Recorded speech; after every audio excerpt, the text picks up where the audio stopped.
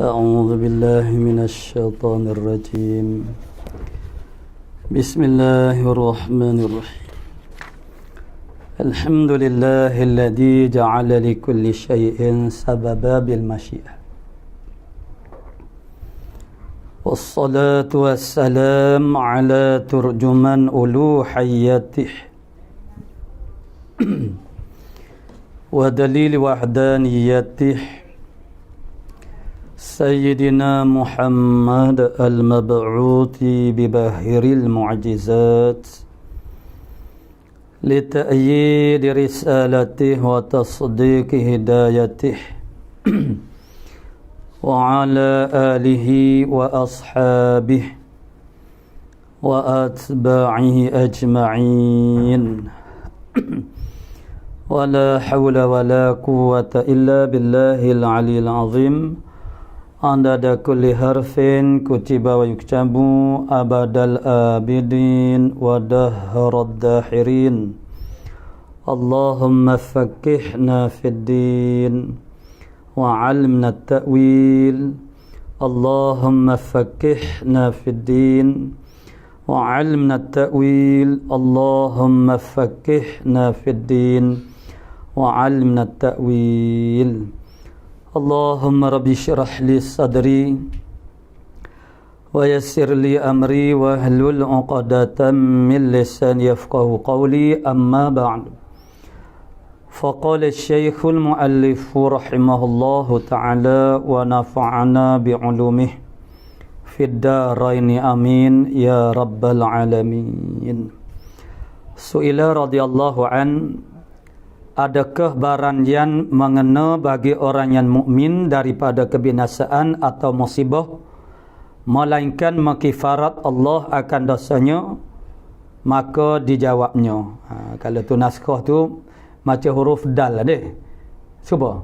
Sebenarnya buka kurungan kalau anak ni ya jadi macam huruf dal. Di sini buka kurungan makna maka dijawabnya. Qala musannif rahimahullah taala muka surat 13 baris yang ke-10 daripada atas.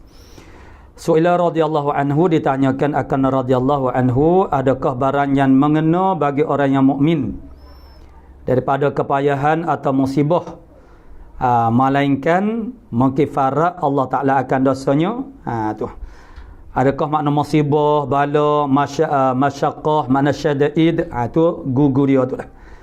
Itu semuanya ni menjadi sebab kepada kafarah bagi dosa dia. Nah, itu soalan dia. Maka dijawab hasilnya bahawasanya tiap-tiap kepayahan, tiap-tiap makna syada'id, itu kepayahan itu makna yang paling kecil disebut sebagai syada'id.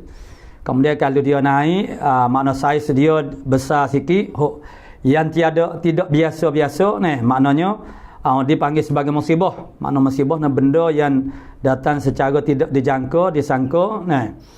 Adapun kepayahan itu yang jadi rutin harian, rutin mingguan, rutin bulanan, rutin tahunan, itu disebut sebagai syada'id. Susah yang berlaku setiap masa, sama ada dengan kekerapan setiap hari. Setiap hari kita ada kesusahan, mana setiap minggu, setiap bulan, setiap tahun. Seperti bulan Boh, kalau tempat kita agak ni, itu rutin tahunan. Mana syada'id, masyaqqah, rutin tahunan kita ni. Kemudian kalau berlaku tanpa dijangka, diduga dengan saiz tidaklah sangat besar, itu dipanggil sebagai musibah. Kalau besar sangat dipanggil sebagai bala. Kalau dah terlalu banyak, masaib atau pembalaya. Jadi hasilnya, kesimpulannya, hasilnya makna wal hasilnya maksudnya kesimpulan, makna secara jumlah, wabil jumlati, itu makna hasilnya. Kesimpulannya bahawasanya tiap-tiap kepayahan dan tiap-tiap bala hingga adalah kena duri, itu sebagaimana disebut dalam hadis, yang mengena akan orang yang mukmin adalah demikian, itu jadi mengkifarat atau mengkafarah. Mengkifarat menghapuskan, mengkifarat akan dia mengkifarat akan dia akan maknanya sepatut mana akan dosa daripada dosanya. Mengkifarat akan dia akan hamba mukmin. Mengkifarat akan dia akan mukmin tu daripada dosanya. Maksudnya dihapus pada tulisan, dihapus pada tanda di hati. Di hati kita ditanda dengan noktah hitam. Kemudian buku amalan kita, buku rekod kita dicatat, semua tu akan disapuh, dihapus. Itu semua adalah tanda kepada dosa kita. Jadi kesimpulan dia pada prinsip dasarnya maknanya begitulah. Maknanya sekecil-kecil kesusahan yang dihadapi oleh orang yang beriman itu ada harga yang sangat mahal daripada Allah Taala. Sekurang-kurangnya ialah kafarah minadz-dzunub, mana Allah Taala mengkifaratkan maknanya daripada dosa-dosanya.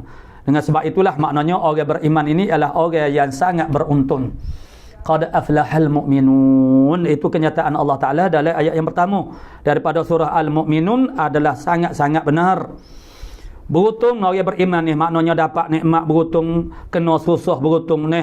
Tidak ada satu keadaan, satu perkara yang berlaku kepada seorang beriman melainkan semuanya itu adalah kebaikan baginya, mana khair. Itu makna tidak berlaku melainkan hanya orang beriman sahaja. Itu makna orang beriman, apa sahaja yang berlaku kepada dia adalah baik-baik saja. Sebab itulah Allah Taala menistisnakan daripada kerugian illal ladina amanu. Mana malaikat orang beriman. Orang beriman dia tidak akan rugi. Yang kita jadi rugi kerana makna tahap iman kita itu yang berkurangan pada makna setengah pada sesuatu masa. Masa tu kita kurang iman, maka kita rugilah. Maksudnya bila kita kena musibah, kita mengeluh, kita merungut. Orang yang beriman yang mantap, yang sejati, dia tak merungut, dia tak mengeluh. Bahkan alhamdulillah. Maknanya inna lillah bertukar kepada alhamdulillah. Kerana hakikatnya bala itu sebenarnya nikmat. Sebab di dalam suatu kenyataan hadis, idza ahabballahu 'abdan idza ahabballahu 'abdan ibtalah, bila Allah Taala sayang kepada seorang hamba, Allah Taala bala akan dia. Limadzal yasma'a tadarru'ah, itu Nabi menyatakan ilah dia kerana Allah Taala nak dengar merendah diri dia. Bila kita ni susah, bila kita kena musibah bala, masa tu kita lebih dekat dan kita lebih ingat kepada Allah Taala, maka sifat abdiyah kita sangat-sangat mantap masa tu. Itu al-iftiqar, al-ittirar itu akan wujud dengan tidak dipaksa-paksa. Jadi dengan sebab itu maknanya nisbah kepada orang abrar muqarrabin, mereka tidak lagi mengucapkan inna lillahi wa inna ilaihi raji'un kalau musibah yang berkaitan dengan jasmani ataupun dunia, bahkan mengucap dengan kata alhamdulillah. Kerana sebenarnya itu adalah nikmat. Nikmatnya kifarat dosa. Nikmatnya rasa bergantung harap kita kepada Allah Ta'ala semakin mantap, semakin teguh. Maka dengan sebab itu mana orang beriman ni dia tak ada kisah. La khaufun alaihim wa lahum yahzanun. Tidak ada rasa bimbang benda yang akan berlaku dan tidak ada rasa duka cita dengan perkara yang sudah berlaku.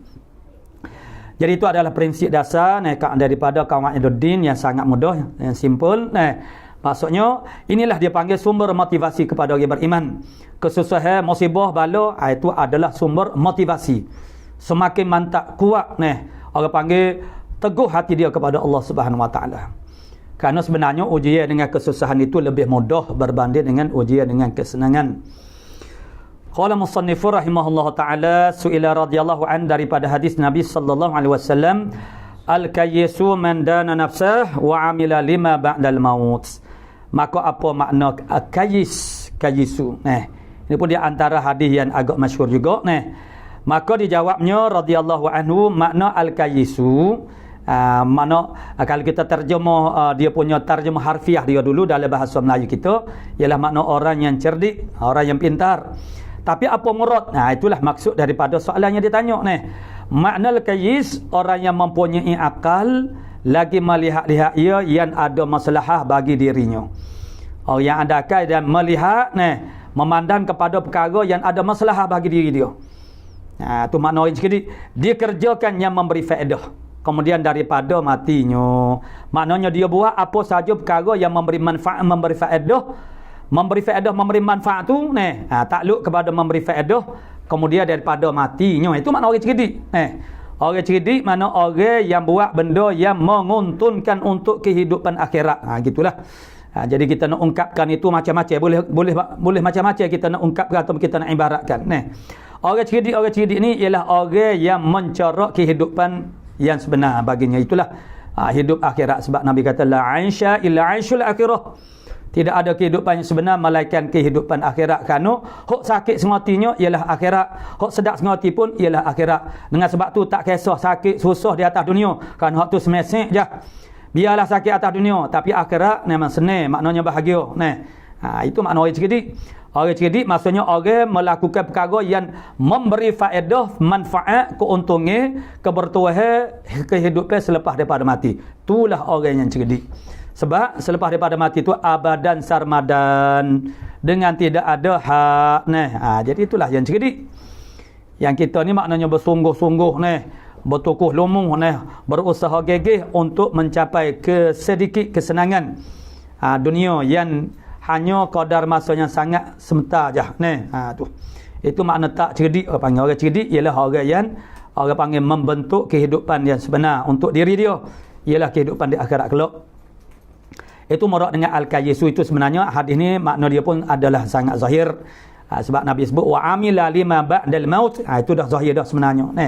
Men dana nafsahu, mereka yang menghinakan, dana menghinakan, menghampirkan dirinya, menghinakan diri nafsu dia, dia menghinakan nafsu dia. Bukan memuliakan nafsu. Orang yang menghinakan nafsu dia. Kita hinakan nafsu. Lagu mana hina nafsu? Jangan turut ere. Tu. Memuliakan nafsu, kita turut ere nafsu, turut kehendak nafsu. Tu makna dia memuliakan nafsu. Apa saja nafsu nak, kita beri belakang. Maka itu dia panggil kita memuliakan nafsu. Tu. Menghinakan nafsu, maksudnya kita tidak turut kehendak nafsu. Maksudnya dengan cara mujahadah. Lawan. Tu. Maknanya yang akhirnya wa amilah itu adalah lawazim kepada dana nafsah. Sebenarnya itu ataf pada malzum dia. Maksudnya ialah bila seorang itu menawan nafsu dia, menghinakan nafsunya, maka bolehlah. Masa itulah dia mempunyai ruang dan peluang untuk melakukan amalan untuk jadi bekalan untuk kehidupan dia selepas daripada mati. Jadi dua tu dia panggil talazum antara satu sama lain. Dan itulah maknanya pernyataan dan penegasan daripada Nabi yang sangat simple, mudah untuk kita fahami tentang orang cerdik. Jadi inilah yang kita nak pergi sampai bila-bila. Kalau kita tanya orang cerdik, orang bodoh, inilah asas dia. Tu. Orang cerdik ialah orang melihat kehidupan selepas daripada mati. Kerana itulah kehidupan yang sebenar. Jadi apa-apa yang tak menjadi manfaat akhirat kelak, itu dia tak ada pecah liur. Walaupun manusia begitu membesar-besarkan benda tu. Su'ila radhiyallahu anhu, adakah datang daripada hadis bahawasanya ada bagi Allah beberapa malaikah yang memindahkan mayat daripada maqabiril muslimin. Maqabir jamak kepada maqbarah. Maqbarah makna perkuburan.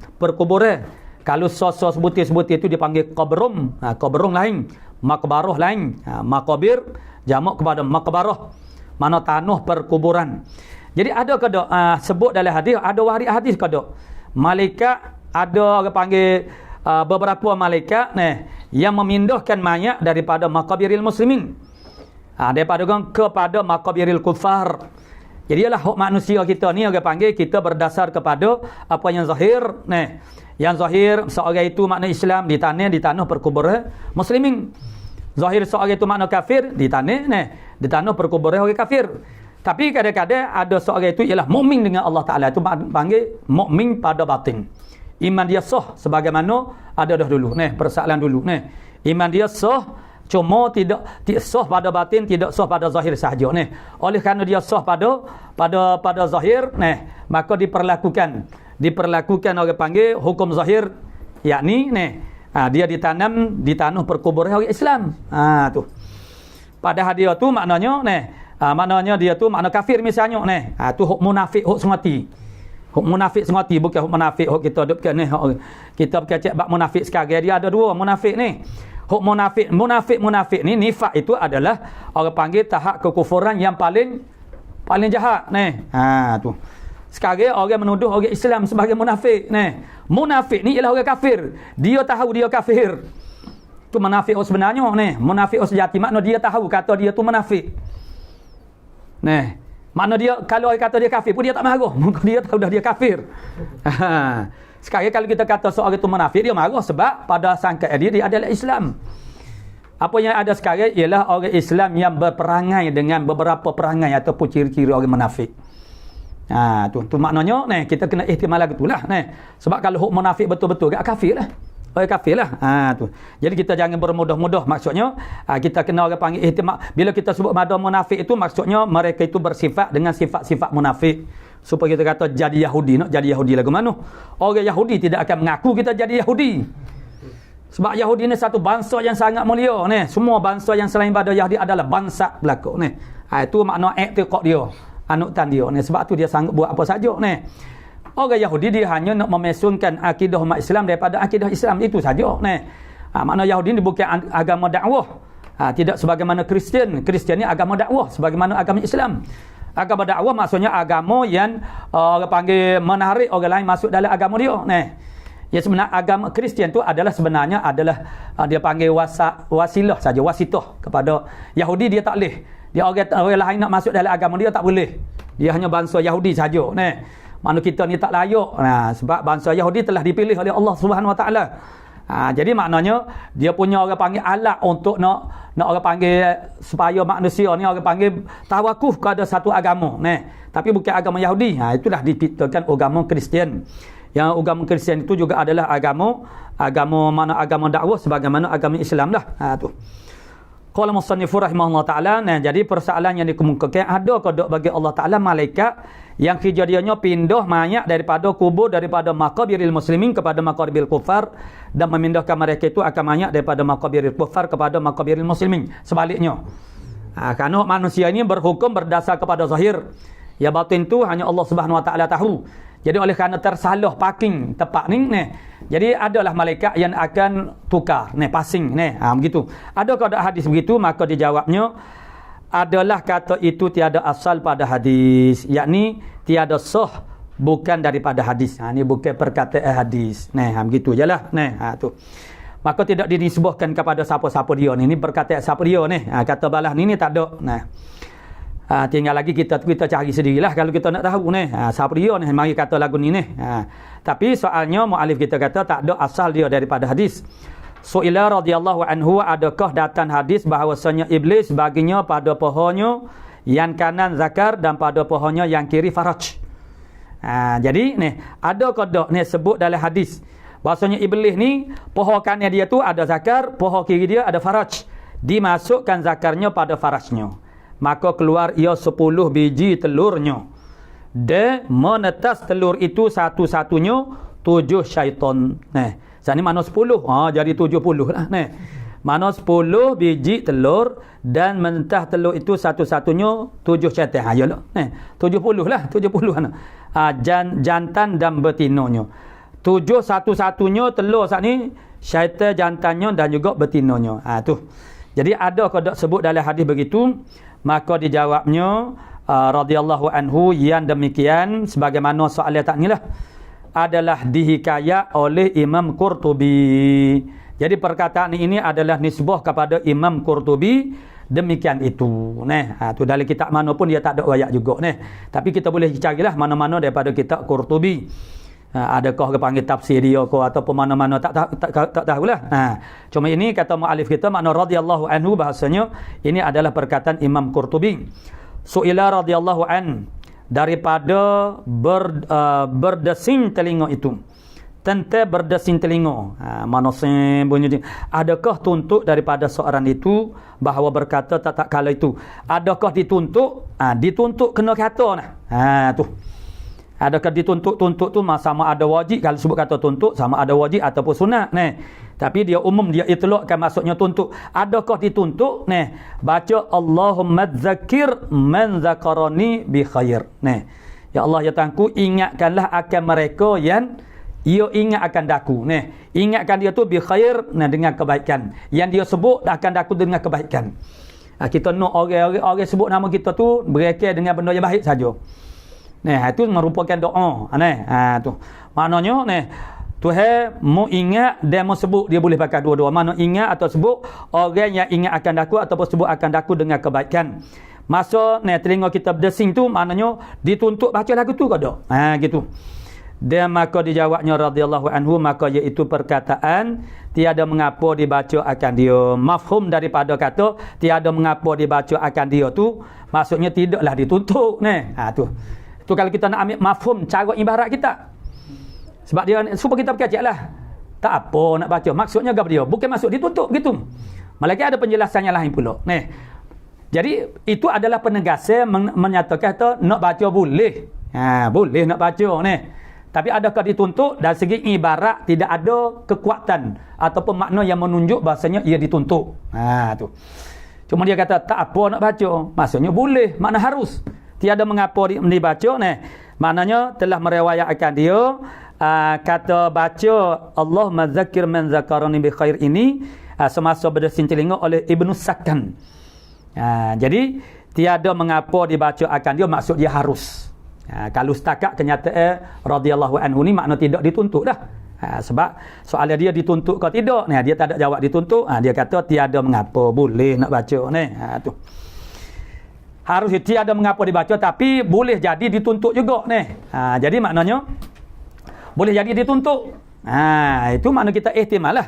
Cuma pada tahap yang paling basicnya boleh baca. Tu. Boleh baca. Tetapi kekuatan yang menunjukkan kata dia sunatkan itu makna tak ada di sini. Kenyataan makna daripada radhiyallahu an. Lagi ni ustaz. Duduk sini tak apa ni. Su'ila radhiyallahu an. Adakah datang daripada hadis berdiri kamu bagi sayyidikum, bagi sayyidkum, bagi sayyid kamu, nak baca ke Melayu boleh tu. Berdiri kamu bagi sayyid kamu boleh. Kum itu makna setengah-setengah kita jauh itu kamu kaming tu aja kaf mim saja. Setengahnya kaf alif min ya tu hok biasalah sekarang pun. Kalau kaf alif mim, kadang-kadang kaf mim. Kamu kami itu orang panggil, kita lihatlah siakul kalam, konteks ayat dia tu Jadi hak ni sayyidikum, dia pakai ambil lafaz asyarat. Tapi cuma kalau kita saat inilah bersana kalau nak kata sayyid kamu pun boleh juga makna dia mana kum tu makna kamu. Jadi adakah di sana hadis datang daripada ada warik kodok daripada hadis berdiri kamu bagi sayyid kamu, sayyidikum hadza. Apa-apa ada hadza tak boleh baca kamu. Ya jadi lagu lain pula Jadi berdiri kamu bagi sayyidikum hadza. Dan siapa dia asyik. Jadi ada kodok datang atau waris hadis kata lagu tu. Berdiri kamu bagi sayyid kamu hadza. Jadi kalau kita tak salah ingat, mana kita belajar Jawahirul Bukhari dulu tu ada tu. Ada dah kena murajaah semula lah begitu. Maksudnya Nabi suruh ada satu kaum mana bila mari dia punya ketua lah, orang yang ada tokoh lah orang panggil Jadi Nabi suruh berdirilah bagi sayyid kamu tu. Itu ada. Boleh cek semula dalam kitab Jawahirul Bukhari. Kemudian persoalan yang kedua, hak sani dia tanya adakah datang hadis berdiri kamu bagi sayyid kamu hadza? Adakah tak mari hadis lagi tu? Yang kedua, dan siapa sayyid itu yang disuruh berdiri baginya, bagi sayyid itu. Kalau itu makna hadis bermakna Nabi suruh. Sebagaimana lafaz hadis, cuma kita kena cari semula jadi berdiri baginya segala manusia. Yang disuruh berdiri baginya bagi sayyid saat itu segala manusia. Adakah sayyid seperti kita kata Sayyid Ridwan tak hadir pada hari ini ataupun mana apa murak dengan sayyid tu tu kita tengok jawapan daripada radhiyallahu an. Maka dijawabnya radhiyallahu arti as-sayyidul kabiru pada Allah Ta'ala itu seperti orang yang alim yang amil, al-ulama'ul amilun. Walaupun tidak orang panggil pakat sayyid sekalipun kita sayyid itu kita ambil makna umum dia, makna ketua lah. Itu maknanya satu lafaz yang digunakan untuk memuliakan seseorang. Jadi murak dengan kata sayyid di sini ialah orang yang alim lagi amil. Itu munasabah lah sebagaimana dalam hadis Jawahirul Bukhari ataupun Sahih Bukhari lah. Itulah murak dengan kata makna sayyid. Cuma dia tak jawab secara langsungnya. Dia tak jawab sabit ke dak warik ke dak hadis berdiri dia tak ada ayat tu tapi maksudnya kita jumpa dah hadis tu ada tu cuma murak dengan sayyid itu siapa dia, itulah as-sayyidul kabir pada Allah itu seperti orang yang alim yang amil. Itulah maksudnya ulama yang beramal. Dan itulah bila kita sebut kata ulama ialah sebenarnya ialah ulama yang beramal lah. Tapi dikaitkan dengan sifat al-ulama ul-amilin kerana mengeluarkan ulama usul yang diistilahkan oleh Imam Ghazali, ulama yang tidak beramal dengan ilmu dia. Tu hakikat ulama ni ialah yang takut kepada Allah Taala, yang tak takut ke Tuhan tidak panggil ulama. Cuma panggil itu atas dasar tawassuk dan kanu payah. Macam kita kata duit palsu, hadis palsu ni. Jadi kalau hadis palsu itu bukan hadis, apa panggil hadis? Duit palsu, apa panggil duitnya? Tak boleh apa nak panggil gapo dia? Bukan duit apa? Mana duit ni? Duit palsu. Nah. Jadi ulama mana ulama palsu, mana ulama yang jahat. Nah. Jadi untuk nak ikhraj, nak keluarkan itu ni maka disebut al-ulama ul-amilun. Padahal kalau yang tak beramal itu tidak nama ulama. Sebab yang tak beramal itu tidak takut kepada Allah Subhanahu Wa Taala. Yang tidak takut kepada Allah Taala bukan ulama. Sebab Allah Taala dah hasar dah. Innama yakhshallaha min ibadihil ulama. Jadi yang tahu banyak tentang Islam, hukum-hukum Islam, itu yang dikatakan ulama pada orang panggil majah saja. Maksudnya banyak mengumpul maklumat-maklumat tentang Islam itu tidak menjadikan ulama lagi. Dia sebab ada satu ketika kita duduk pergi mengajar di masjid-masjid itu adalah satu orang hamba Allah yang dia tu orang yang educated lah, orang bijak lah. Jadi kita berkecap pun kita tak ada lah nak bahalah mana kita dengar saja lagi pula dari segi peluang nak berkecap banyak tak boleh. Sementara menunggu azan iqamah begitu duduk berkecap orang duduk tengok apa kata pula Jadi dia kata ustaz zaman sekarang ni tidak ada orang boleh monopoli mana-mana ilmu walaupun saya tak mengaji bahagia ustaz sekalipun saya tahu agama ni super ustaz juga sebab sekarang maknanya zaman IT maklumat di hujung jari. Maksudnya kalau begitu orang tak mengaji ke doktoran perubatan pun maknanya super doktor lah. Memanglah kita dengar orang sedap kecek lebih pada doktor pakar lah itu kerana dia pandai kecek tu. Untuk menjadi seorang doktor ke engineer ke apatah lagi nak jadi seorang ulama, dia bukan semata-mata ilmu. Dia perlu kepada tarbiyah dan juga tadribiyah. Orang yang nak jadi doktor tidak cukup dengan maklumat tentang perubatan dan juga kesihatan. Dia kena melalui proses tarbiyah untuk jadi doktor. Begitu juga engineer ke apa tak ada kira Apatah lagi yang nak jadi ulama bukan semata-mata ada ilmu, ada maklumat, tidak jadi ulama. Kerana ulama-ulama ni Allah Ta'ala dah letak dah. Allah Ta'ala dah tauqifkan dia pada kata mana? Yakhshallah. Takut kepada Allah Subhanahu Wa Ta'ala. Lepas tu ada orang yang tak ulama dia takut kepada Tuhan. Tak ada. Sebab Allah Ta'ala dah hasar dah. Yalah takut gitu-gitu. Yalah. Yang sebenar-benar takut hanya ulama saja. Orang yang ada ilmu. Tapi kalau ada ilmu saja tak takut kepada Allah Ta'ala itu boleh saja berlaku. Sebab dia adalah sahabat-sahabat dia nya. Sebab itulah wujudnya Imam Ghazali sebut berlaku dalam Ihya. Orang yang tertipu dengan ilmu nahwu, tertipu dengan ilmu fiqh, tertipu dengan ilmu tasawuf. Ngaji ilmu nahwu. Daripada seawal pengajiannya mengaji nahwu siapa ke sudut mengaji ilmu nahwu. Lepas tu balik kampung nak ngaji nahwu, nak ngajar nahwu kepada orang kampung. Ini dia panggilnya tindih ke perasa. Tu. Nahwu tu dah dipanggil sebagai ilmu akhlak. Ada setengah pula dia tak berapa boleh bahasa Arab nahwu gapo. Dia balik kampung duk mengajar kitab Jawi dia kata gapo lama jumpa dia kata mujur juga anak tak mengaji nahwu dulu mengaji Arab dulu. Kita balik kampung bukan mengajar nahwu kan Allah bodoh juga kata. Tak ada arah lah untuk mewajarkan dia tu nak tak mampu untuk mencapai suatu tahap sebagaimana sahih-sahih dia kata lah gitu walaupun kita mengajar kitab Jawi kita kena faham mana dia punya umbuk dia teras dia ilmu Islam ni ialah bahasa Arab ilmu teras ilmu akhlak ke ilmu semua bahasa tak kena bahasa Arab kena lalu kok bahasa Arab hingga kitab Jawi kita lama-lama pun menggunakan grammar ataupun nahwu bahasa Arab jadi maknanya itu adalah satu pemikiran yang sangat dangkal lah jadi maknanya tak payahlah kita nak menutupi kelemahan kita dengan kata-kata begitu tu. Jadi maknanya seolah-olah dia tak rasa rugi pun dia tak mengaji nahwu kau tak mengaji kitab Arab kau tu dia sebutlah sianu-sianu duk mengaji bersungguh kaki baca mana mengaji kitab Arab balik kampung dak baca kitab Jawi juga dah tak nak baca kitab Arab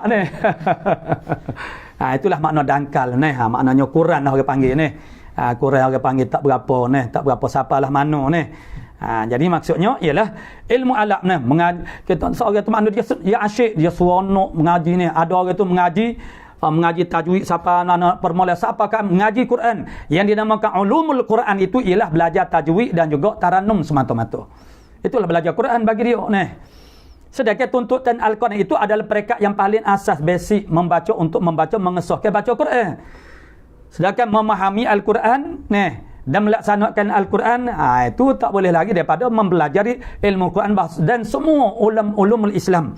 Seluruh ilmu Islam itu tak lain tak bukan semuanya daripada Quran berlaku. Jadi semua orang juga mana daripada muda siapa ketua mengaji Quran tak habis-habis. Maksud dia duk mengaji tajwid tu mana dia nak apa yang dia nak capai. Tahap yang sampai tahap mana dia nak capai. Jadi dia berpada memadai Jadi tidak peliklah Al-Imam Ghazali seorang yang mempunyai pandangan yang sangat jauh, dapat mempunyai pandangan makna basirah yang sangat tembus, memahami masalah yang jadi kebuntuan ulama sezaman dengan masanya, tapi akhirnya dia boleh menjawab banyak benda-benda yang jadi kebuntuan ulama-ulama sezaman ini, tapi Imam Ghazali maknanya Tuhan buka kepada dia nampak tembus jadi maksudnya yang tertipu dengan nahwu, tertipu dengan fiqh, yang wujudlah mana faqihum muta'ajjibum misalnya mana mutakabbir. Jadi bertakabur dengan ilmu, dan ada orang yang bertasawuf dengan pakaian. Mana tertipu dengan ilmu tasawuf, bertasawuf dengan pakaian, bertasawuf dengan rupa zahir saja bukan bertasawuf dengan hati. Sepatutnya bertasawuf dengan hati tapi tidak dengan pakaian, dengan penampilan yang zahir sahaja kerana mereka tu maksudnya dia kok mana pun dia kena lalu ke ilmu. Kalau tinggal ilmu jawab dia maksudnya makna tidak akan sampailah kepada maksud yang sebenarnya. Jadi itulah maknanya makna sayyid, maknanya orang panggil sayyidikum itu maksud dia al-alim al-amil. Mana ulama yang beramal, itulah mana ulama yang sebenar di sisi Allah Subhanahu wa taala, maka ialah yang dikatakan orang panggil orang besar di sisi Allah Subhanahu wa taala yang dipanggil sebagai sayyid.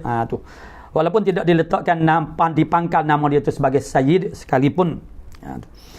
Qala su'ila radhiyallahu an, daripada seorang diperanu akan dia buta tuli bisu. Itu maknanya ni soalan-soalan yang kita baca hari ni mana agak mudah, simple.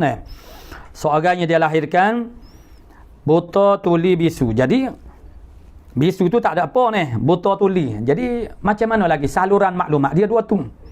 Apabila kepik dua-dua tu, tertutup dua tu, tak adalah saluran maklumat. Buta tak boleh maknanya tuli. Jadi apa lagi maklumat yang boleh sampai kepada dia? Tak ada. Tambah pula dengan bisu Jadi kalau bisu tu dia bukanlah satu syarat untuk ditaklifkan dengan hukum taklifiyah syar'iyah.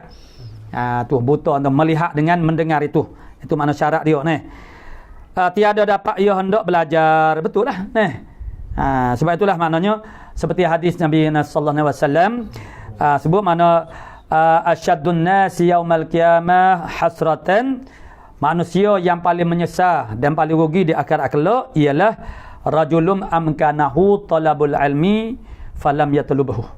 Ialah seorang yang dia fid dunya amkanahu talabul ilmi fid dunya, yang dianya boleh menuntut ilmu semasa hidup atas dunia, tapi dia tidak menuntut ilmu.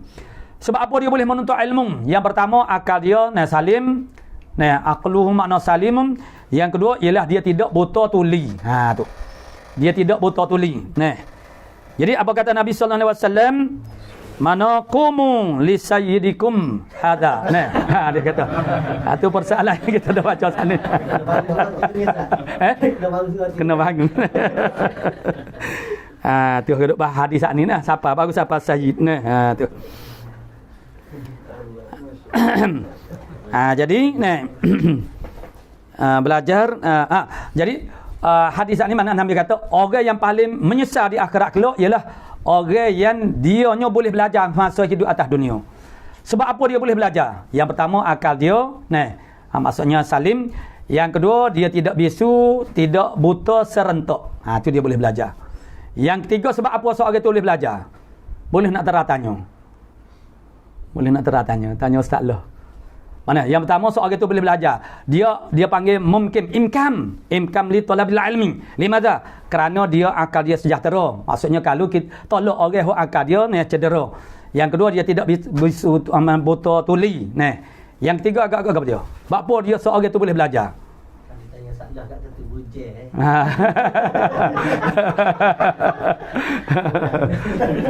Sebab apa? Boleh tak? Nampak tak? Sebab apa seorang itu boleh belajar? Sebab ada guru yang mengajar. Ada guru yang mengajar. Ada orang yang nak belajar, ada kedua orang yang nak belajar tapi dia tak ada tok guru. Ada. Maksudnya itu maksudnya orang-orang yang duduk di satu kawasan pendalaman yang tak ada ulama, tak ada ustaz, tak ada. Macam mana dia nak belajar? Jadi tak salahlah kalau dia tak belajar. Sebab apa? Sebab tak ada tok guru, tidak ada kemudahan. Tapi hari ni kalau orang hak tu kalau tak ada ni orang panggil apa super saat ni lah. Zaman IT lah orang panggil gitulah. Mana semua maklumat di hujung jari. Jadi kalau semua perkara seribu tahu berlaku. Orang asli dah lutas seribu benda dia tahu berlaku zaman sekarang ni. Jadi kalau ilmu Islam ni tak tahu, itu adalah satu perkara yang sangat tidak munasabah langsung tu. Jadi seorang itu boleh belajar kerana akal dia sejahtera. Yang kedua, dia tidak buta tuli serentak. Kalau buta tuli serentak pun tak boleh nak belajar juga. Yang ketiganya, ada guru yang mengajar. Tak kira lah ada sekolah tak ada sekolah. Sebab yang dikatakan madrasah Rasulullah ini bukan iktibar tepat. Dia madrasah ni ialah ada guru dengan ada anak murid dan ada proses pembelajaran. Madrasah tu. Walaupun bawah pohon kayu tak ada kira lah tu. Apabila kita merujuk kepada madrasah Rasulullah sallallahu alaihi wasallam, kita tak ada pun orang merujuk kepada satu tempat, tak ada. Sebab yang dirujukkan ialah tentang penyampaian ilmu kepada dan juga tarbiyah mana Rasulullah kepada para sahabat.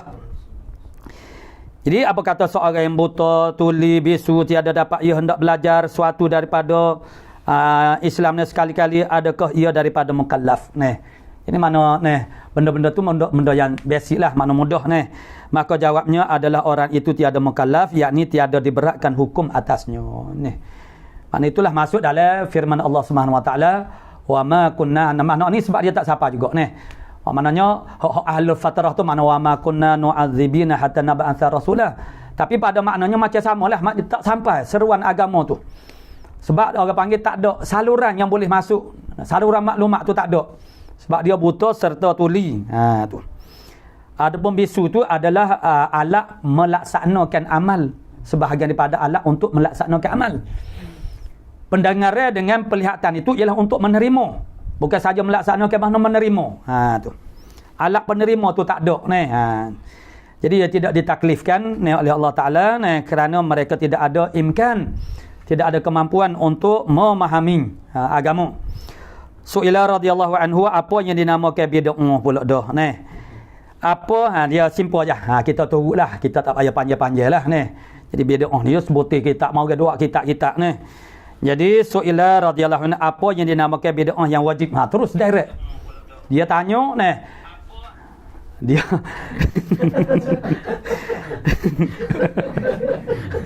dia panggil atur. Ahli kita makna dia soalan dia tanya direct kepada jenis-jenis bid'ah. Dia tak ada makna tak ada cara hakikat bid'ah tu berapa dia ni orang cerdik dah ni.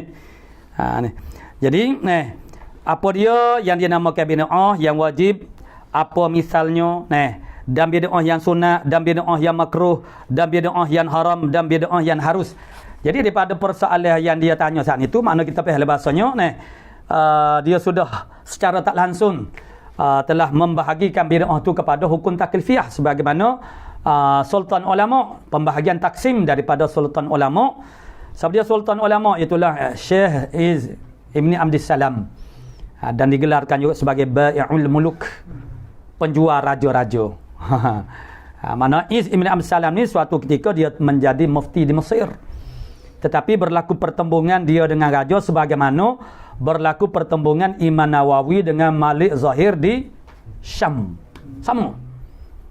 Itulah raja tanya soalan kepada ulama-ulama tentang mengambil ataupun mengerah segala harta rakyat untuk buat persiapan perang.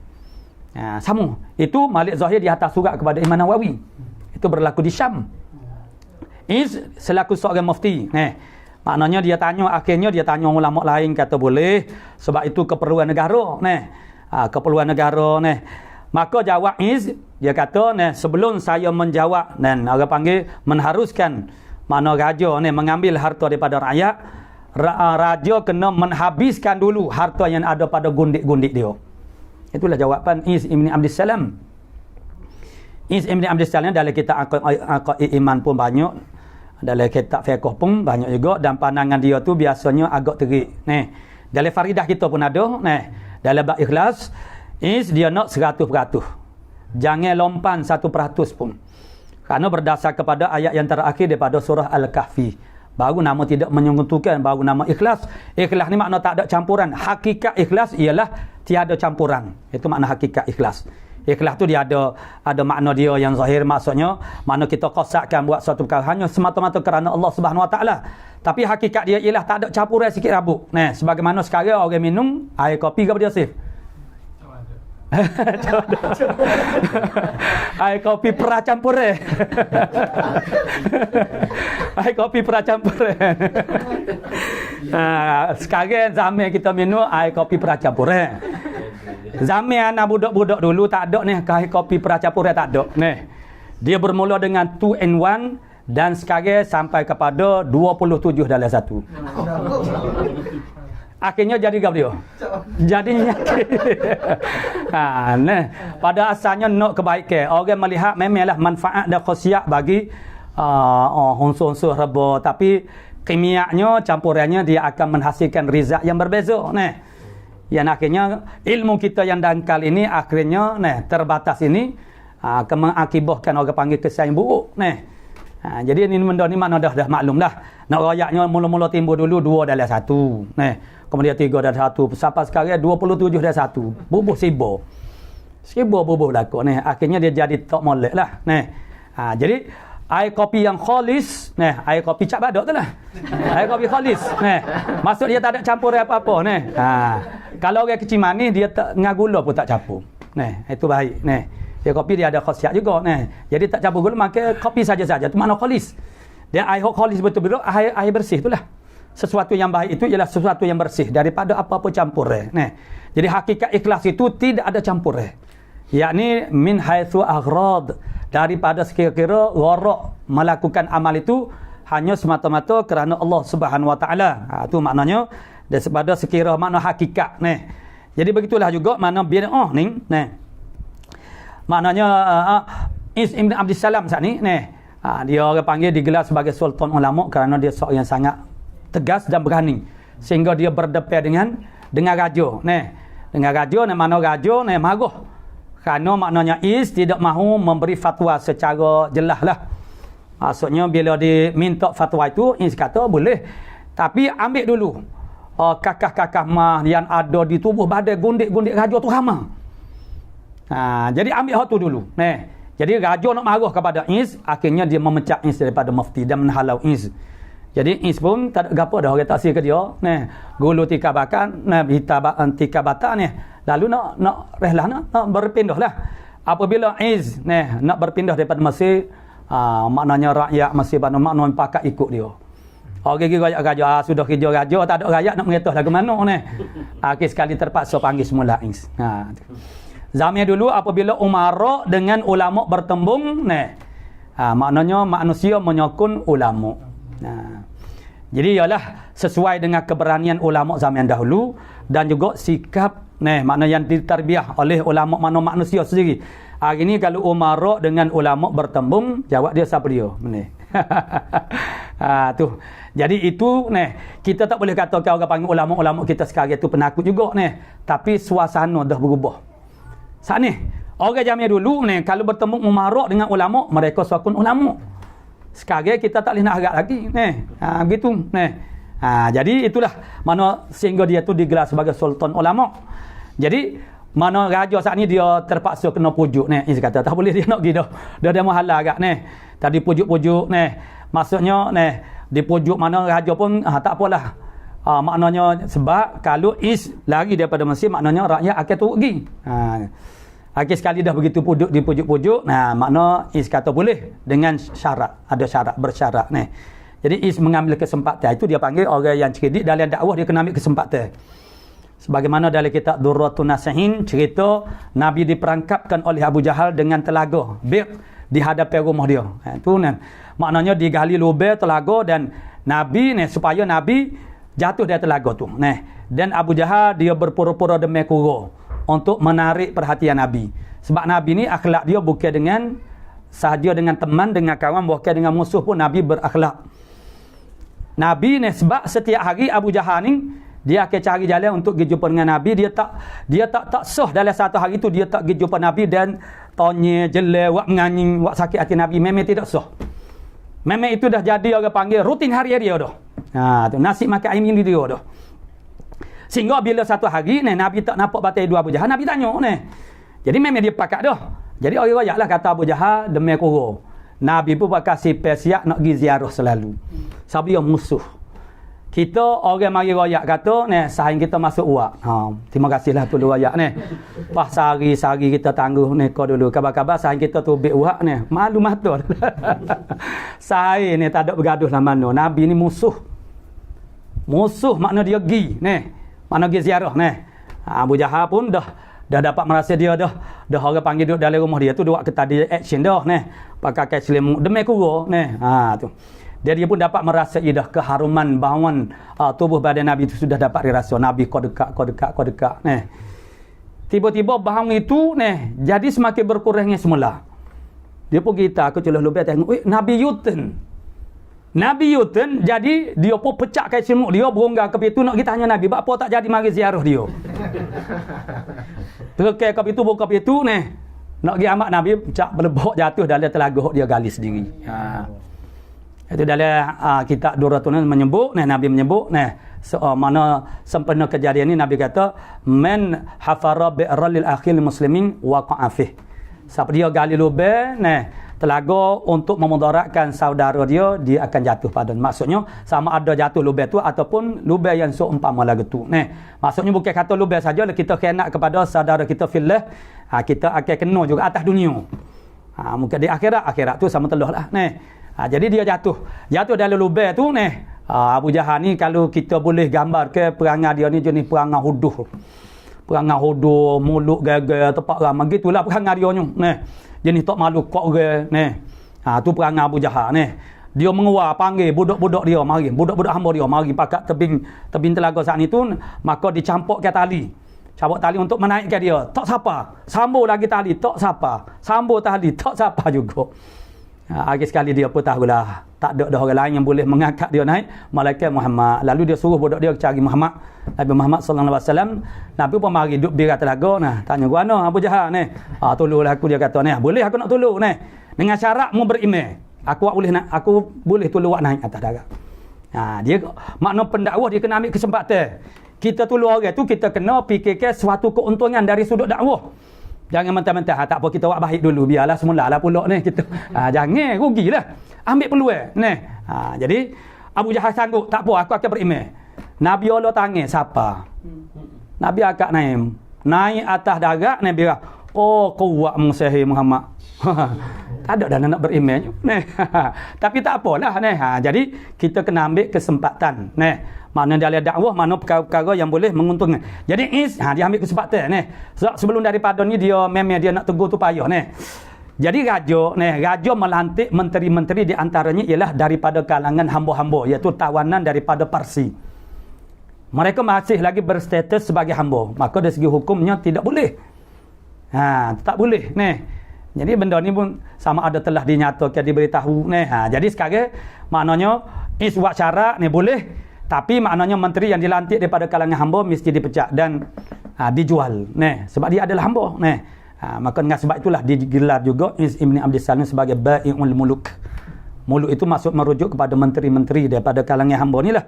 Tu. Jadi ayatnya ini yang main hok terik maknanya faman kana yarju liqa rabbi falyamal amalan salihan wa la yusyrik bi ibadati rabbih ahada.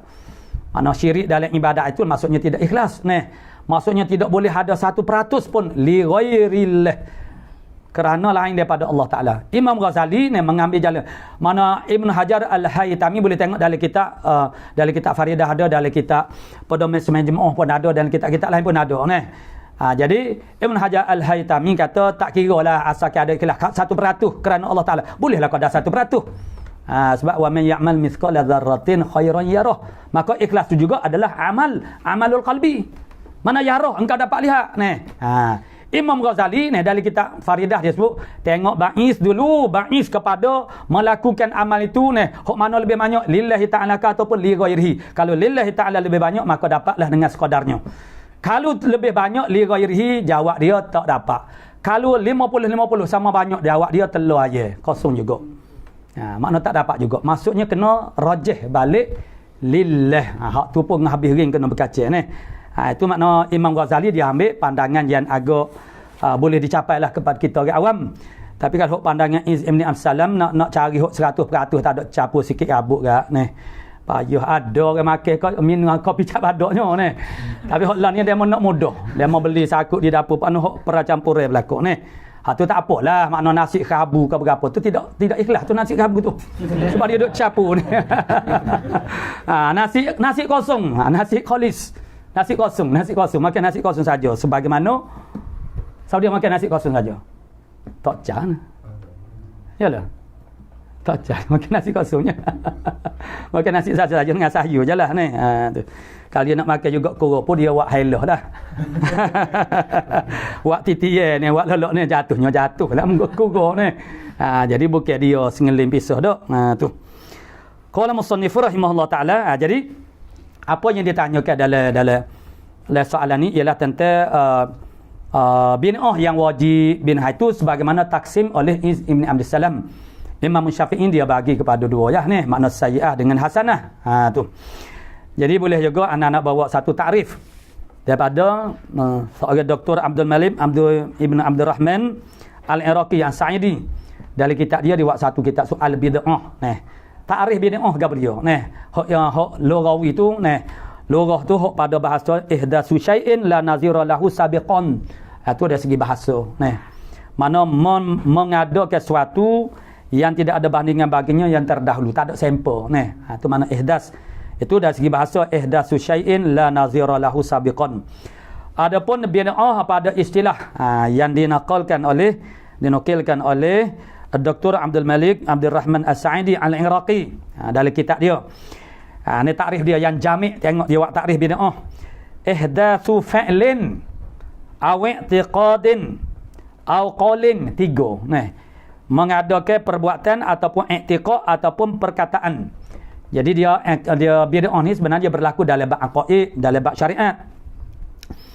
Jadi ihdatsu fi'lin aw i'tiqadin aw qaulin lam yarid bihi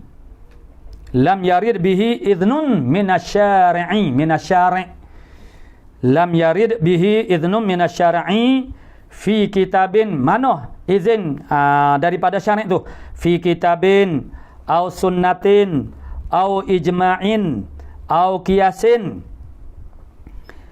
Lagi pula walam yadkhul, tak habis lagi.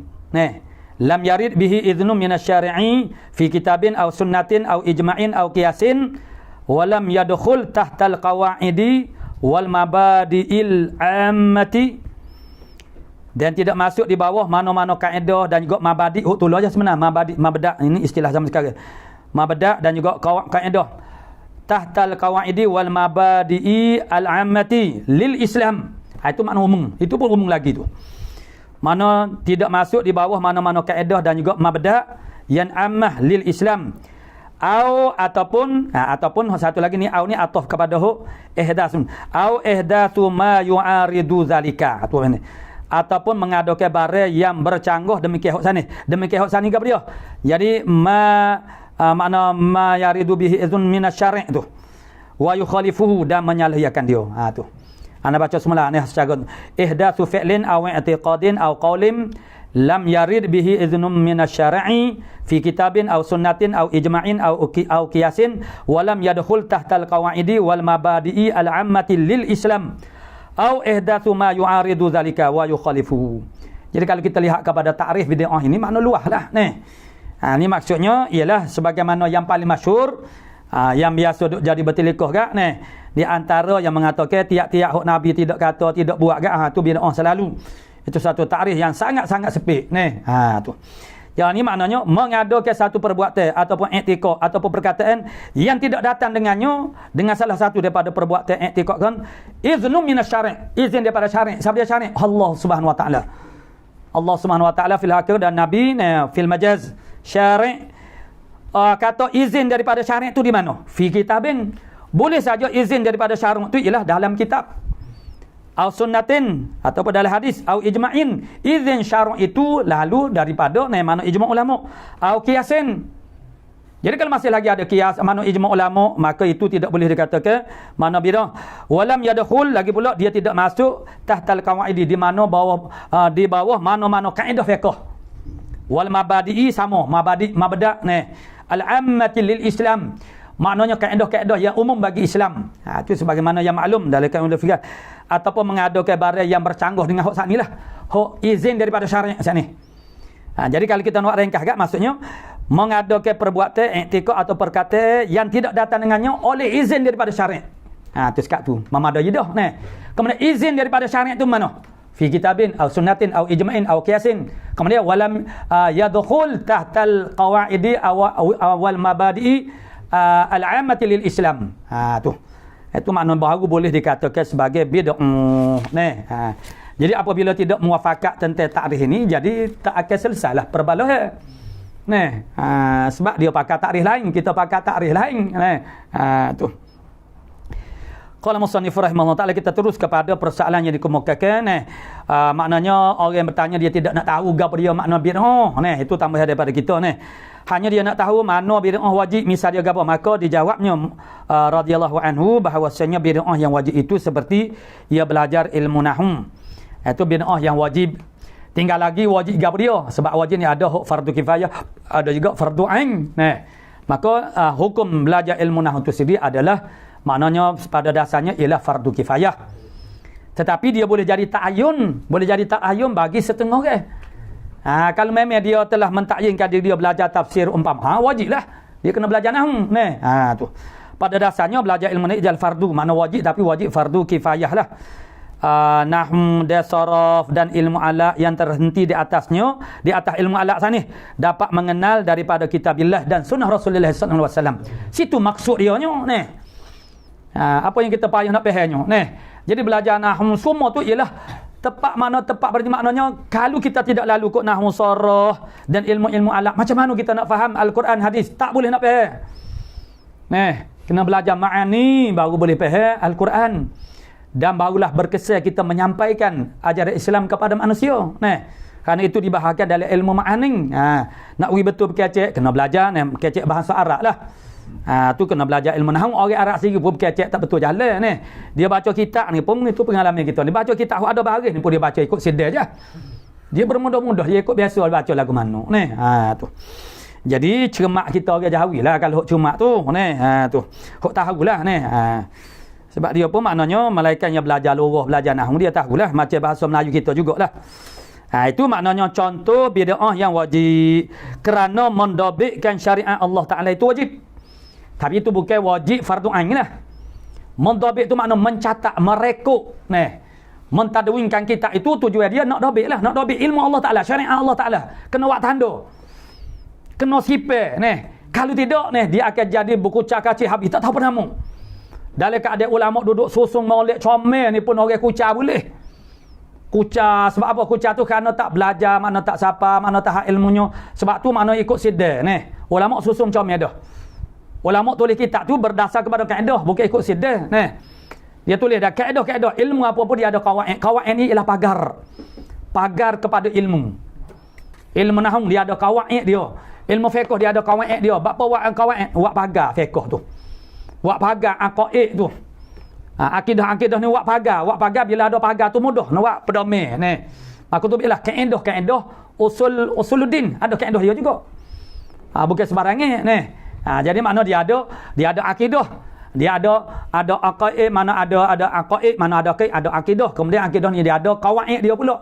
Kemudian di bawah akidah itu dia ada masail dia pula, masalah kepada akidah. Akidah sifat kalam misalnya tu biarlah pula hak kita sekarang ni kali 2 lah, kali 4 lah pula tu. Tu mana kali nak faham kali 4 dulu pun mana. Tu biar mana bal hak tu pula tu dia panggil isu-isu. Masail kepada maknanya akidah sifat kalam. Tu biarlah. Mana hak di zaman kita Lepas tu maknanya yang dilontar kalau zaman dulu Mu'tazilah, zaman sekarang Islam liberal lah tu banyak persamaan dia dengan Mu'tazilah. Banyak sangat isu-isu yang diangkat tu hampir sama, senada. Seperti khalqul Quran. Jadi mana Islam liberal juga mengangkat isu Al-Quran, dipanggil sebagai edisi Quran kritis, EDK. Maksudnya Al-Quran itu adalah satu edisi yang boleh dikritik macam teks Bible. Mana terdedah kepada kritikan. Jadi dia nak sambungkan macam teks Bible. Yang begitu dahsyat dikritik bukan saja oleh ulama Islam, bahkan orang dia sendiri kerana pertembungan dari segi saintifiknya. Tapi sekarang makna Al-Quran ni orang bukan Islam tu makna bahasa dia ada ni orang Islam sendiri. Dan di sana di Indonesia semenjak daripada awal tahun 70 lagi itu oleh Dr. Nicholas, maknanya pengasas lah orang panggil bapa kepada Islam liberal yang mewujudkan makna jaringan Islam liberal di Indonesia, kemudian mari jajah ke Malaysia pula. Dia jajah mana? Dia jajah di universiti buat seminar-seminar. Maka diungkapkan orang panggil fahaman-fahaman itu dalam bentuk yang halus dulu. Kemudian memanglah dia akan baik musuh di luar ataupun di dalam, dia akan uji sensitiviti kita umat Islam.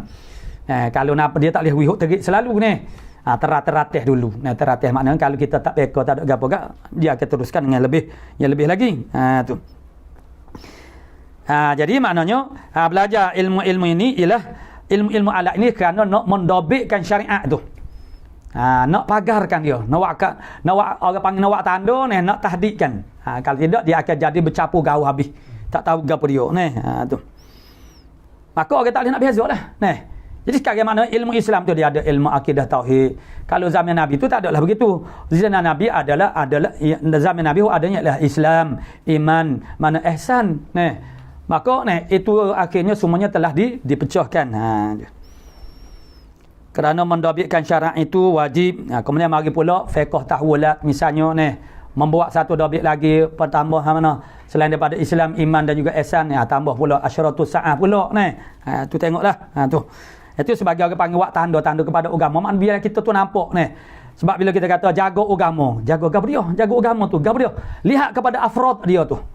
Afrod dia tu maknanya butir-butir agama. Bila sebut kata agama tu gapo dia? Sebutir-sebutir Dan tiada dapat mendobitkan dia syariat melainkan mengetahui yang demikian itu ilmu nahwu, ilmu balaghah dan barang yang tiada dapat boleh mentamamkan yang wajib melainkan dengan dia dengan barang yang maka wajib pula. Itu masuk dalam kaedah fiqh lah. Mala yatimul wajibu illa bi fahuwa wajibun. Maka itu adalah kaedah, itu setengah daripada qawaidul ammati lil Islam. Tu mana? Itu dia ada kaedah. Tu kaedah yang umum bagi Islam. Bukan saja kaedah fiqh. Prinsip dasar dalam agama kita. Apa saja yang terhenti nak jadi sempurna sesuatu wajib dengan dia, maka dia pun jadi wajib juga. Itu dipanggil sebagai wajib wasail. Maka ilmu nahwu itu makna wajib dia tu wasail. Dan wasail. Itu makna bid'ah lah. Dari segi mana-mana bid'ah Dan setengah daripada bid'ah yang haram seperti Qadariyah dan Murji'ah dan Mujassimah alih-alihnya tembok kepada orang ngati tu tak kena sasar lah ini bid'ah yang haram. Dari segi akidah yang ni pun Qadariyah yang satu aliran daripada Mu'tazilah. Qadariyah dia ada dua, satunya zaman Ibn Abbas, orang Yaman, dia pergi Mekah buat haji, bila-bila tawaf dia duk cari Ibn Abbas radhiyallahu anhuma tiba-tiba jumpa dia pun ya Ibn Abbas, dia kata dia ambil sana ada orang tak percaya kepada qada dan qadar. Ibn Abbas kata ana bari'um minhu, aku berlepas diri daripadanya. Mana itu yang dikatakan sebagai Qadariyah yang pertama. Adapun Qadariyah yang terkenal itu ialah salah satu daripada aliran Mu'tazilah, khususnya dalam isu perbuatan hamba yang ikhtiariyah. Dan Murji'ah ini dia nak semih dengan Kristian. Dia nak semih, faham dia kerana dia menganggapkan Allah Ta'ala itu bersifat dengan kasih sayang saja. Dia meletakkan harapan yang sangat tinggi kepada Allah. Maknanya menyadikan mereka sangat berani melakukan dosa. Bagi mereka tidak ada dosa besar.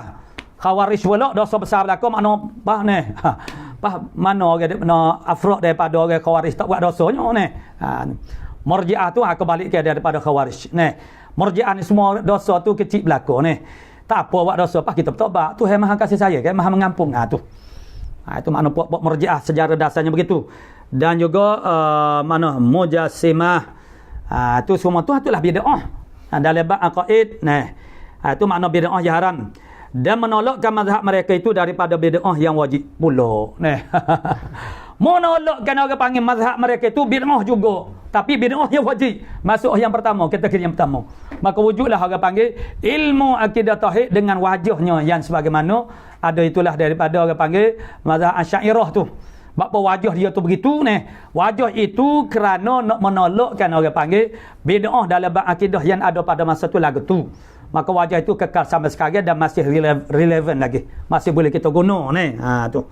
Kerana sebenarnya macam yang nak sebut tadi, makna hok Islam liberal itu sebahagiannya kita nampak ada warna-warna Mu'tazilah tu ada. Tu. Kalau tidak orang panggil salih tu tumpah sekalipun. Tu. Jadi maksudnya ialah hok zaman sekarang ini ada pengulangan sama ada hok molek ataupun hok tak molek. Ya, sebab tu kita belajar sejarah itu untuk kita mengambil ibrah, untuk kita ni faham mana. Dan menolak mazhab itu daripada bid'ah yang wajib pula, dan setengah daripada bid'ah yang sunat berbuat madrasah dan ribat. Nah, Nabi tak ada buat madrasah ni. Ribat cuma dibansakan sebagai madrasah Rasulullah supaya tak dilah. Nah, bukannya satu tempat. Nah, yang ada makna tempat ni tapak tempat sekolah Nabi. Tak ada begitu. Tu. Bahkan Nabi ni mengajar sahabat tu merata. Di masjid pun Nabi mengajar, di bawah-bawah kayu pun Nabi mengajar. Nah, buat madrasah mana ribat, tempat-tempat ahli sufi dan sembahyang tarawih atas kelakuan yang diadatkan. Dan tiap-tiap diadatkan sekali 20 rakaat misalnya ni. Dan tiap-tiap yang kebajikan secara umum tiap-tiap yang kebajikan yang tiada dikerjakan pada masa Nabi dan sahabat. Dan kebajikan setiap-tiap bila kita kata kebajikan itu kita kena bahalah. Maksudnya untuk nak menjadi kasah dia makna tidaklah jangan ada perkara makna manik tu. Jadi sebut umum gitu. Tiap-tiap kebajikan yang tak dikerjakan oleh Nabi sahabat, bid'ah lah tu. Tapi itu bid'ah yang sunat. Dan setengah daripada bid'ah yang harus seperti berjabat tangan kemudian daripada semaya subuh dan asar. Kita berjabat tangan selepas daripada semaya itu makna tidak sunat. Itu harus. Itu bid'ah. Bid'ah yang harus. Sebab apa harus? Sebab tidak ada dalil yang melarang. Jadi hukum dia kekal dengan keadaan harus. Jadi harus kita nak bersalin. Jadi kalau tak bersalin pun tak apa. Cuma kita melihat kepada keadaan atau situasi pula. Kalau kita tak bersalin, itu kita tidak mura'ah orang ramai, itu menyebabkan jadi fitnah. Jadi orang fikir lain macam tu, maka kita kena bersalin lah. Situ pula nak jaga tu. Cuma makna jangan kita kata sunat. Salin lepas pada semaya itu sunat, tidak, tak boleh kata sunat, mana benda tu harus. Jadi kita nak bersalin boleh. Cuma kalau jadi sunat begini, dia sunat-sunat ni kita berjumpa, tu sunat kita bersalam. Bersalam makna berjabat tangan ni. Tapi memang bahasa kita bersalam lah, makna musafahah. Salam ni assalamualaikum. Jadi situ jadi ada keliru sikit ni. Macam mana kita orang Melayu ni jadi dia panggil berjabat tangan tu maknanya bersalam ni. Bersalam-salamam dah jadi bahasa Melayu. Tapi tak apalah, moga tak berdosa ni. Tak apalah, makna kalau nak ambil istilah Hasan makna bersalam tu makna musafahah. Jadi musafahah ni sunat bila masa mula-mula kita berjumpa. Kita nak berpisah tidak sunat berjabat tangan. Tak boleh ke? Bukan tak boleh, makna harus boleh. Jadi kalau orang Allah tangan, kita kena sambut dah tangan dia tu. Cuma kalau kita nak kata sunat boleh begini. Itu mengikut pengajian kita singa guru Maknanya tu dalam kita mengaji kitab Hidayah Subyan dulu. Maknanya kita lepas semaya, kita semaya ni apa keadaan dia? Kita semaya ni kita masing-masing infiraq dengan Allah Ta'ala walaupun kita semaya jemaah sekalipun. Maksudnya kita telah berpisah dengan orang lain. Kita dengan orang lain itu tidak ada hubungan. Malaikat kita beriman itu hubungan mutaba'ah iman. Itu lainlah. Dari segi teknikal sahaja. Tetapi setiap orang itu hatinya berhubung dengan Allah Ta'ala secara langsung. Jadi apabila kita semaya, kita semaya ni sebenarnya kita terputus. Sepatutnya putus hubungan dengan makhluk. Yang kita tak putuskan hubungan itu kerana maknanya tolong kita melakukan hubungan dengan Allah Ta'ala semaya adalah satu-satunya ibadat yang orang panggil menuntut kita memutuskan hubungan dengan makhluk. Tak boleh buat hubungan dengan makhluk. Bila kita semaya tapi tidaklah. Orang panggil kerana orang panggil kita tidak iktinaq dalam bab dalam bab khusyuk jadi bila kita semaya sebenarnya kita telah terputus hubungan dengan mana. Bila kita wisalam assalamualaikum warahmatullahi dan kita lihat ada di kiri kanan kita saudara kita fillah, bermakna kita baru berjumpa semula. Maka kalau kita qasakkan kita bersalin lepas depan kerana kita baru jumpa semula, maka jadi sunatlah. Tapi itu kena rakyat lagu tulah. Jadi makna semata-mata lepas semaya kita bersalin, mana bersalam-salaman bermusafahah itu tidak sunat hukumnya, anda harus sahaja Tapi kalau kita nak jadi sunat kena kosak supaya sana. Ha tu. Tu bid'ah yang harus seperti berjabat tangan kemudian pada semaya subuh dan asar dan memakai tudung kepala macam babak yang sepanjang tu. Tu. Dan meluaskan tangan baju, ulama-ulama dulu makna meluaskan tangan baju. Membesarkan serban, membesarkan lengan baju tujuan dia supaya kita ni tak mudah nak jadi kona lah pakai serban besar juga nak pergi tempat hok tak sononoh jadi itu sebagai nakalan makna pencegahan tu. Baju dan setengah daripada bid'ah yang makruh itu menghiasi masjid. Menghiasi masjid tu hukum dia makruh. Jadi bid'ah makruh lah. Tu. Madaris dan juga madaris.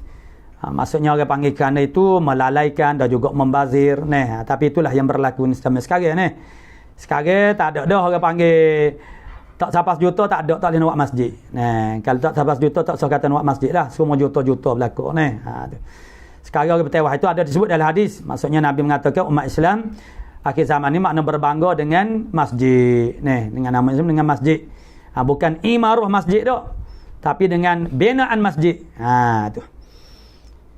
Makna menghiasi masjid dan juga madaris, madrasah. Dan makna bid'ah yang mazmumah itu iaitu menyalahi bagi syariat. Bid'ah yang mazmumah yang keji iaitu menyalahi bagi syariat. Tiap-tiap yang menyalahi syariat. Kerana tiap-tiap bid'ah itu dalalah. Tu yang kembali itu dah tafsir kepada hadis itulah. Tu. Yang dimaksud dengan kata dalalah tiap-tiap bid'ah itu makna dalalah. Qala su'ila radhiyallahu anhu ila akhir wallahu subhanahu wa ta'ala a'lamu bis-shawab. A'udzu billahi minasyaitonir rajim. Bismillahirrahmanirrahim.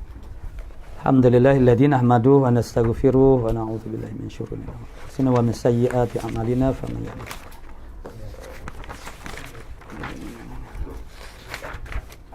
amma ba'd faqala asy-syaikh al-mu'allif rahimahullah ta'ala wa nafa'ana bi 'ulumihi fid dharain amin ya rabbal alamin. Al-mudraju kalamu rawin bil hadits kalamu rawin bil hadits tasalladunan bayanin mudrajum wal tusjila idkhalu ba'din lamma idkhalu ba'dil matnil bi idkhalu ba'dil matnil fi akhara in yakhtalifi sanadu mudrajan zukin wa minhu an yarwiya bittifaqi amma la in kanu ala iftiraqi fi sanadil matni wa kullu ma dhukir min naw'in idrajin fahazruhu syuhir. Qala musannif rahimahullah taala al-mudraj yang dipermasukkan. Itu setengah daripada istilah mana mustalahah dalam ilmu hadis. Al-mudraj mana yang dipermasukkan. Mana hadis yang dipermasukkan dalam hadis. Tu. Kita baca dia punya matan kalam rawin bil hadis ittasala duna bayanin mudrajun. Tu mudrajun tu ialah mu'arraf. Duduk belakang mu'arraf benda yang dibuat takrif. Kalam rawi perkataan rawi hadis. Perkataan rawi bil hadis semana ittasala bil hadis yang berhubung dengan hadis. Perkataan rawi yang berhubung dengan hadis tanpa ada keterangan bahawa itu adalah kalam rawi, itulah yang dikatakan sebagai mudraj. Tu. Tapi kalau uslub penulisan zaman sekarang dia agak lebih banyak orang panggil tanda-tanda, okey. Kalau kita hok tabak hok baru ni dia ada titik berganda, dia ada koma, itu tanda tu. Jadi kalau kita dulu direct tak ada full stop, tak ada koma, tak ada gapo, tak ada bracket. Sekarang kita Arab pun dia ada bracket. Ada bracket, ada titik bertindih, ada koma, kalau ada titik tindih koma tu. Jadi itu akan menjadi satu fasal lah, fasil yang menceraikan sesuatu frasa kalam itu. Jadi sekarang zaman dulu orang tulis hadis jadi perkataan rawi itu disambung direct dengan hadis, matan hadis. Ia menyebabkan orang menyangka kalam rawi itu ialah hadis juga. Tu. Itu menimbulkan orang panggil ada unsur gharar, makna penipuan atau makna kekeliruan. Ada unsur orang panggil jadi ibham, kesamara. Bahawa itu adalah perkataan Nabi juga. Maka perlu dibezakan perkataan rawi dengan perkataan Nabi sallallahu alaihi wasallam. Kerana kedudukannya adalah sangat berbeza.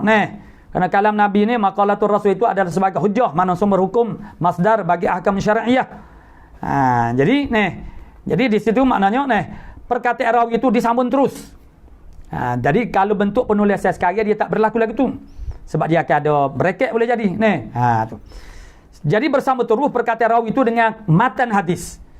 Yang menyebabkan orang menyangkakan itu ialah matan hadis juga. Maka itu dinamakan sebagai mudraj. Maka mudraj ini tidak boleh makna ditegah.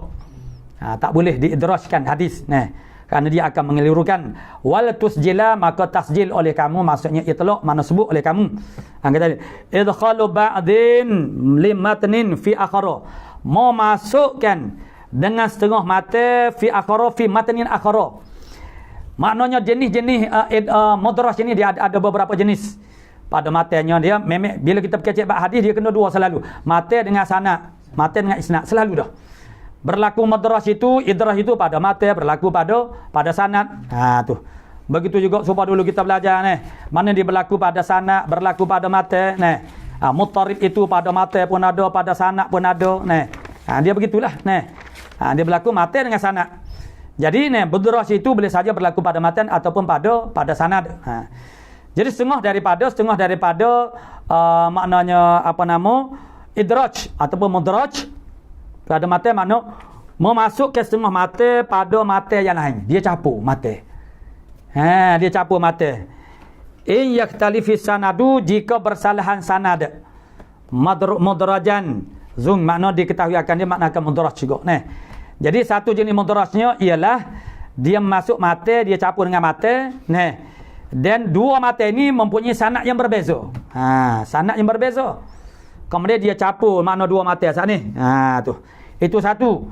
Wa minhu, setengah daripada mudraj lagi an yarwiya bi ittifaqi, bahawa meriwayat oleh seorang rawi dengan ittifaq an malain, daripada satu malak mana jamaatin, satu kumpulan rawi. Kanu qabla zalika, adalah mereka itu jamaah tu sebelum daripada tu sebelum daripada ittifaq ala iftiraqi, di atas bersalah-salahan. Maknanya pada asalnya maknanya riwayat dia tu mana bersalah-salah, lalu dia riwayat di atas jalan yang sama maknanya sama daripada malak. Itu pun juga setengah daripada idraj juga. Tu fi sanadil matni wa kullu ma dzukir, hak tu saat ni tu pada sanad ala iftiraqi fi sanadi. Tu fi sanadil matni wa kullu ma dzukir min nau'i idrajin fahadhurhu syuhir.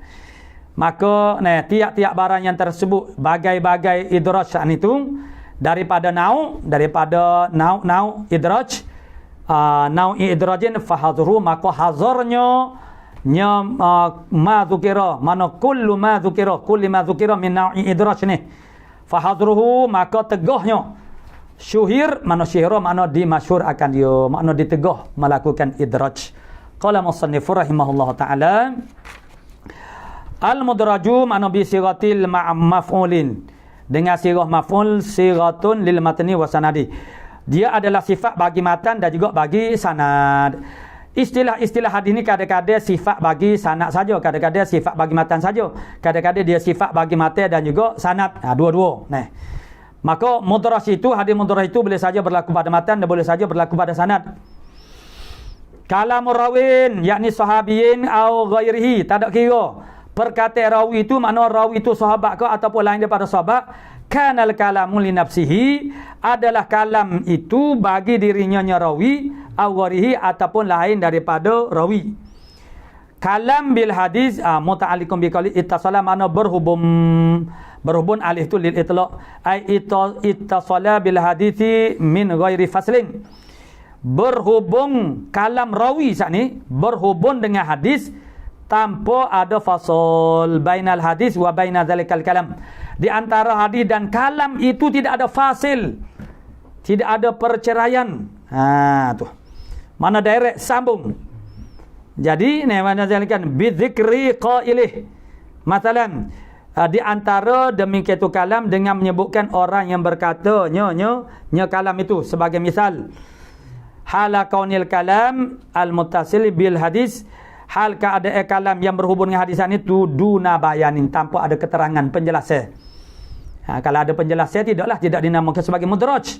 Sekarang tidak ada penjelasan daripada rawi bahasa itu adalah kalam tambahan daripada dia. Bukan kalam matan hadis tidak. Tu tak ada keterangan. Dia tak royak. Tu. Annahu laisa minal hadis. Apa dia? Duna bayani annahu laisa minal hadis. Tanpa ada keterangan bahawasanya kalam rawi itu bukan daripada hadis. Tak ada keterangan. Mudrajun itu mu'arraf. Ialah mudraj. Itulah yang dinamakan sebagai mudraj. Aidzalika hadduhu. Demikianlah al-madhkur sana. Hadduhu makna ta'rifnya, ta'rif mudraj indahum di sisi mereka itu al-muhadditsu wal tusjila bil bina'il lil fa'il wal tusjila, dan tasjil oleh kamu itu dengan bina fa'il ai wal tutliq, dan hendaklah itlaq oleh kamu sebut atau berkata fi mahalil mudraji pada tempat mudraj. Fayakunu fil awwali wal athna'i wal akhiri ila akhir. Wallahu subhanahu wa ta'ala alamu bis sawab.